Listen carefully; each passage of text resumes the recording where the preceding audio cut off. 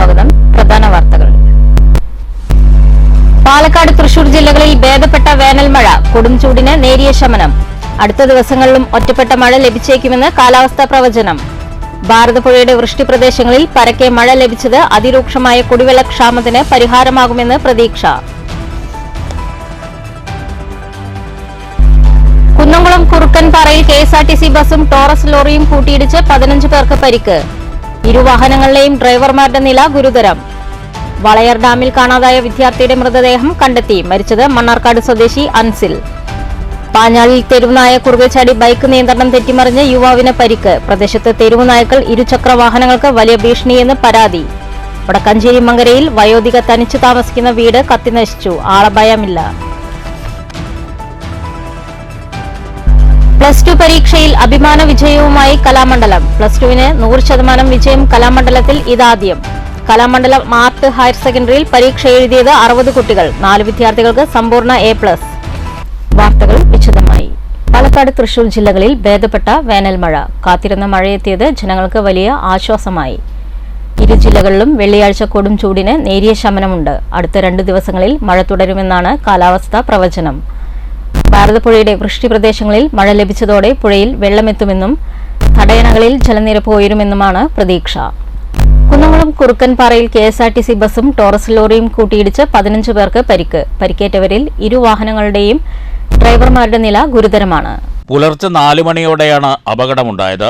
ഗുരുവായൂരിൽ നിന്ന് കുന്നംകുളം വഴി കൊട്ടാരക്കരയിലേക്ക് പോവുകയായിരുന്ന KSRTC ബസ്സാണ് അപകടത്തിൽപ്പെട്ടത്. എതിർദിശയിൽ വരികയായിരുന്ന ടോറസ് ലോറിയിൽ ബസ് ഇടിച്ചു കയറുകയായിരുന്നു. ഇടിയുടെ ആഘാതത്തിൽ ഇരുവാഹനങ്ങളുടെയും മുൻവശം തകർന്നു. പരിക്കേറ്റവരെ കുന്നംകുളം നന്മ, ലൈഫ് കെയർ, 108 ആംബുലൻസ് പ്രവർത്തകർ ചേർന്ന് തൃശൂർ മെഡിക്കൽ കോളേജ്, കുന്നംകുളം മലങ്കര താലൂക്ക് ദയ റോയൽ ആശുപത്രി എന്നിവിടങ്ങളിൽ പ്രവേശിപ്പിച്ചു. ശക്തമായ മഴയെ തുടർന്ന് KSRTC ബസ് ഡ്രൈവർക്ക് നിയന്ത്രണം നഷ്ടപ്പെട്ട് ടോറസ് ലോറിയിൽ ഇടിക്കുകയായിരുന്നുവെന്ന് ദൃക്സാക്ഷികൾ പറഞ്ഞു. അപകടത്തെ തുടർന്ന് കുന്നംകുളം അഗ്നിരക്ഷാസേന സ്ഥലത്തെത്തി. ഏറെ നേരത്തെ പരിശ്രമത്തിനൊടുവിൽ ടോറസ് ലോറിയുടെ മുൻവശം വെട്ടിപ്പൊളിച്ചാണ് ഡ്രൈവറെ പുറത്തെടുത്തത്. കുന്നംകുളം പോലീസും സ്ഥലത്തെത്തിയിരുന്നു. News bureau, Thrissur. വളയർ ഡാമിൽ കാണാതായ യുവാവിന്റെ മൃതദേഹം കണ്ടെത്തി. മണ്ണാർക്കാട് സ്വദേശി അൻസിലിന്റെ മൃതദേഹമാണ് കണ്ടെത്തിയത്. വ്യാഴാഴ്ച വൈകിട്ട് 6 മണിയോടെയാണ് ഡാമിൽ കുളിക്കാനിറങ്ങിയ അൻസിലിനെ കാണാതായത്. ഫയർഫോഴ്സിലെ സ്കൂബ ടീമിന്റെ നേതൃത്വത്തിൽ നടത്തിയ തിരച്ചിലിലാണ് മൃതദേഹം കണ്ടെത്തിയത്. കോയമ്പത്തൂർ ഡാനിഷ് അലി കോളേജിലെ എഞ്ചിനീയറിംഗ് വിദ്യാർത്ഥിയാണ് അൻസിൽ. വടക്കഞ്ചേരി മങ്കരയിൽ വീട് കത്തിനശിച്ചു. ഒറ്റയ്ക്ക് താമസിക്കുന്ന വയോധികയുടെ വീടാണ് അഗ്നിക്കിരയായത്. കഴിഞ്ഞ രാത്രി 8 മണിക്കായിരുന്നു സംഭവം. വടക്കഞ്ചേരി മങ്കരയിൽ ഒറ്റയ്ക്ക് താമസിക്കുന്ന കളത്തൂർ വീട്ടിൽ മൂകാമി എന്ന് വിളിക്കുന്ന പാർവതിയമ്മയുടെ വീടാണ് കത്തിനശിച്ചത്. സ്വകാര്യ ജലവിതരണ വാഹനത്തിലെ വെള്ളം ഉപയോഗിച്ച് തീ കെടുത്താൻ ശ്രമം നടത്തിയതിനാൽ സമീപത്തെ വീടുകളിലേക്ക് തീ പടർന്നില്ല. ഈ മങ്കരയിലൊരു വീട്ടിലേക്ക് വെള്ളം കൊണ്ടുപോയ സമയത്ത് ഇവിടുന്ന് വിളി വന്നു, മുഹാമേച്ചൻ്റെ വീട് തീ പിടിച്ചു എന്ന് പറഞ്ഞിട്ട്. ഉടനെ അവിടുന്ന് ഇവിടെ പറന്നെത്തി ഏതാണ്ടെല്ലാം കെടുത്തി. അപ്പോഴേക്ക് നമ്മുടെ ഫയർഫോഴ്സൊക്കെ എത്തി ബാക്കിയുള്ള ഭാഗവും കെടുത്തുകൊണ്ടിരിക്കുന്നു. വീട് എന്തായാലും പൂർണ്ണമായി കത്തി നശിച്ചു. പക്ഷേ ഇതിൽ എന്താ ഗുണം എന്ന് വെച്ചാൽ 2 വീട് തൊട്ടടുത്ത് അപ്പുറത്തും ഇപ്പുറത്തുണ്ട്. ആ വീടുകളിലേക്ക് തീ പടരാതെ സംരക്ഷിക്കാൻ പറ്റി. അതാണ് ഏറ്റവും വലിയ നേട്ടത്തിൽ. പിന്നാലെ എത്തിയ വടക്കാഞ്ചേരി ഫയർഫോഴ്സും നാട്ടുകാരും ചേർന്ന് 1 മണിക്കൂറോളം പണിപ്പെട്ടാണ് തീ പൂർണ്ണമായും അണച്ചത്. മൂകാമിയമ്മ വീടിനകത്തും പുറത്തും ഉണങ്ങിയ വിറകുകൾ വലിയ അളവിൽ ശേഖരിച്ചു വെച്ചതാണ് തീ പടരാൻ ഇടയാക്കിയത്. ഒരു മുറി നിറയെ ഉണങ്ങിയ വിറക് സൂക്ഷിച്ചിരുന്നതിനാൽ ഫയർഫോഴ്സിന് മുറിയുടെ വാതിൽ തുറന്ന് തീയണയ്ക്കാൻ ഏറെ പ്രയാസപ്പെടേണ്ടി വന്നു. Vadakkanchery fire station officer TK നിതീഷിൻ്റെ നേതൃത്വത്തിലുള്ള അഗ്നിരക്ഷാസേനയാണ് തീയണച്ചത്. സംഭവ സമയത്ത് വീട്ടിൽ ആരും ഇല്ലാതിരുന്നതിനാൽ ആളപായം ഒഴിവായി. അതേസമയം തീപിടുത്തത്തിൻ്റെ കാരണം വ്യക്തമല്ല.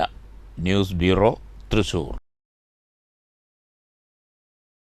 പാഞ്ഞാളിൽ തെരുവുനായ കുറുകെ ചാടി ബൈക്ക് നിയന്ത്രണം തെറ്റിമറിഞ്ഞ് യുവാവിന് പരിക്ക്. പ്രദേശത്ത് തെരുവുനായകൾ ഇരുചക്ര വാഹന യാത്രക്കാർക്ക് വലിയ ഭീഷണിയായി മാറിയിട്ടുണ്ട്. ബൈക്ക് യാത്രികനായ കിള്ളിമംഗലം കൊച്ചപ്പമ്പടി ലക്ഷംവീട് കോളനിയിൽ താമസിക്കുന്ന 23 വയസ്സുള്ള ഉർജിത്തിനാണ് പരിക്കേറ്റത്. പരിക്കേറ്റ യുവാവിനെ ഉടൻ തന്നെ ആശുപത്രിയിൽ പ്രവേശിപ്പിച്ചു. പാഞ്ഞാൾ പഞ്ചായത്തിൽ തെരുവുനായ്ക്കളുടെ ശല്യം രൂക്ഷമായതോടെ പാതയിൽ അലഞ്ഞുതിരിയുന്ന നായ്ക്കൾ ഇരുചക്ര വാഹനങ്ങൾക്ക് വലിയ ഭീഷണിയായിട്ടുണ്ട്. കുട്ടികളെ ഉൾപ്പെടെ ആക്രമിക്കുന്ന നായ്ക്കൾക്കെതിരെ പലതവണ അധികൃതർക്ക് പരാതി നൽകിയിട്ടും ഒരു നടപടിയും ഉണ്ടായിട്ടില്ലെന്ന് നാട്ടുകാർ ആരോപിക്കുന്നു. തെരുവുനായ്ക്കളുടെ ശല്യം അവസാനിപ്പിക്കാൻ ശക്തമായ നടപടിയുണ്ടാകണമെന്നാണ് നാട്ടുകാരുടെ ആവശ്യം. News bureau, Cheruthuruthy. കലാമണ്ഡലത്തിന്റെ ചരിത്രത്തിൽ ആദ്യമായി +2 പരീക്ഷയിൽ 100% വിജയം. തിളക്കമാർന്ന നേട്ടത്തിന്റെ ആഹ്ലാദത്തിലാണ് ഭരണസമിതി. 30 ആൺകുട്ടികളും 30 പെൺകുട്ടികളും ഉൾപ്പെടെ 60 പേരാണ് ആർട്ട് ഹയർ സെക്കൻഡറി സ്കൂളിൽ പരീക്ഷ എഴുതിയത്. ഇതിൽ 4 പേർക്ക് മുഴുവൻ വിഷയത്തിലും A+ ലഭിച്ചു.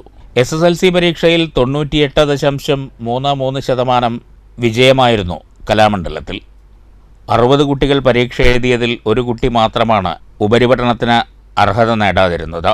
ഈ കുട്ടി സേ പരീക്ഷ എഴുതുമെന്ന് registrar doctor P Rajesh Kumar പറഞ്ഞു. +2 പരീക്ഷയിൽ 100% വിജയം കൈവരിച്ചതിൻ്റെ ആഹ്ലാദത്തിലാണ് വൈസ് ചാൻസലറും രജിസ്ട്രാറും ഭരണസമിതി അംഗങ്ങളും അധ്യാപകരും വിദ്യാർത്ഥികളുമെല്ലാം. News bureau, Cheruthuruthy. പത്തിരിപ്പാല സർക്കാർ ഹയർ സെക്കൻഡറി സ്കൂളിൽ നിന്നും മുഴുവൻ വിഷയങ്ങളിലും A+ നേടിയ വിദ്യാർത്ഥികളെയും ഉന്നത വിജയം നേടിയ വിദ്യാർത്ഥികളെയും അനുമോദിച്ചു. മുസ്ലിം ലീഗ് മണ്ണൂർ പഞ്ചായത്ത് കമ്മിറ്റിയുടെ നേതൃത്വത്തിലാണ് അനുമോദന യോഗം സംഘടിപ്പിച്ചത്.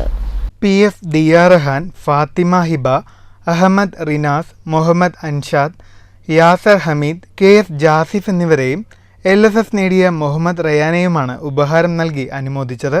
അനുമോദന യോഗം മണ്ണൂർ ഗ്രാമപഞ്ചായത്ത് അംഗം VM അൻവർ സാദിഖ് ഉദ്ഘാടനം ചെയ്തു. അവർ മണ്ണൂരിൻ്റെ ഭാവി വാഗ്ദാനങ്ങളാണ്, നാടിൻ്റെ വാഗ്ദാനങ്ങളാണ്.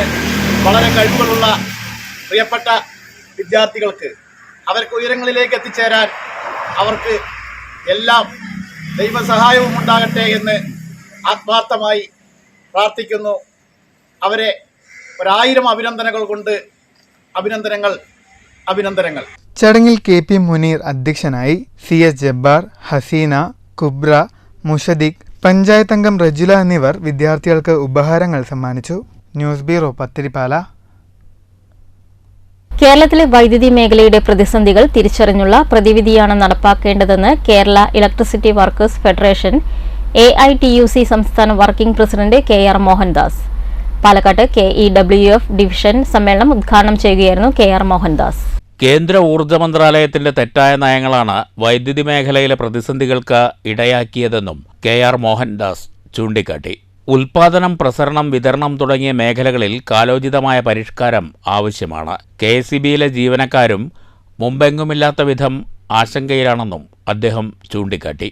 നമ്മളെ സംബന്ധിച്ചിടത്തോളം, നമ്മുടെ സംഘടനയെ സംബന്ധിച്ചിടത്തോളം എത്ര കണ്ട് പ്രാധാന്യം ഈ സംഘടനയെ ശക്തിപ്പെടുത്തി മുന്നോട്ട് കൊണ്ടുപോകേണ്ട ഇതുണ്ടോ, അതിൻ്റെ എത്രയേറെ പ്രാധാന്യം നമുക്ക് മുമ്പിൽ നിലനിൽക്കുന്നുവോ അതേ രീതിയിലുള്ള കർത്തവ്യം ഈ സ്ഥാപനത്തെ നിലനിർത്തി മുന്നോട്ട് കൊണ്ടുപോകേണ്ട ഉത്തരവാദിത്വവും വളരെ ഗൗരവത്തോടുകൂടി ഏറ്റെടുക്കുന്നവരാണ് നാം ഓരോരുത്തരും.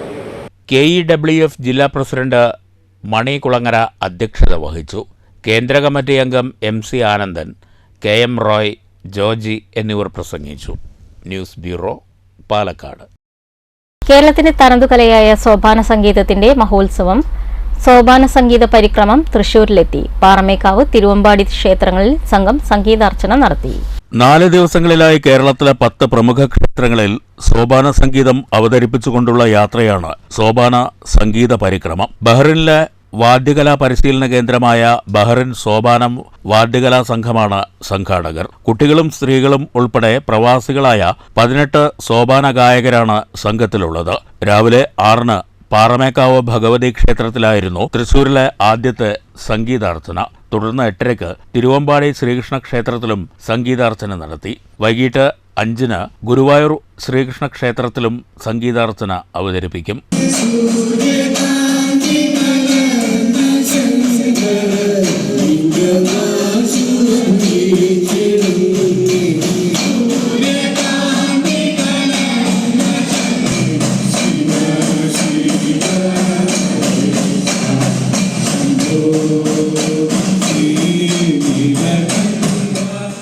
ഗുരുമേള കലാരത്നം സന്തോഷ് കൈലാസാണ് സോപാന സംഗീത പരിക്രമത്തിന് നേതൃത്വം നൽകുന്നത്.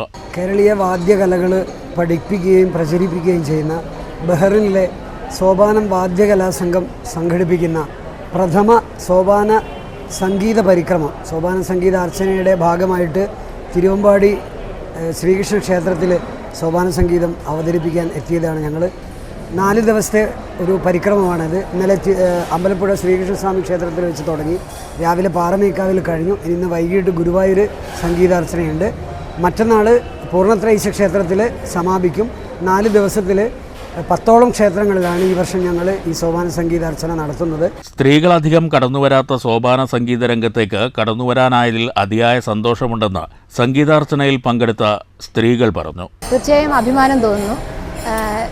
കേരളീയ കലയായ സോപാന സംഗീതത്തെ ജനകീയമാക്കുക എന്ന ഉദ്ദേശത്തോടു കൂടിയാണ് ഞങ്ങൾ സോപാന സംഗീതം പഠിച്ചു തുടങ്ങിയത്. പ്രത്യേകിച്ച് സ്ത്രീകളുടെ അവസരങ്ങൾ ഞങ്ങൾക്കും ഇപ്പോൾ അടുത്ത കാലത്തായിട്ട് അവസരങ്ങൾ വന്ന് കണ്ടിട്ടുണ്ട്. അങ്ങനെയാണ് ഞങ്ങൾ കേരളത്തിലുള്ളത് കണ്ടിട്ടാണ് ഞങ്ങളും തുടങ്ങിയിട്ടുള്ളത്. മെയ് 8 അമ്പലപ്പുഴ ശ്രീകൃഷ്ണ ക്ഷേത്രത്തിൽ നിന്ന് ആരംഭിച്ച യാത്ര 11 വൈകിട്ട് 6 മണിക്ക് തൃപ്പൂണിത്തുറ പൂർണ്ണത്രയീശ ക്ഷേത്രത്തിൽ സമാപിക്കും. News bureau, Thrissur.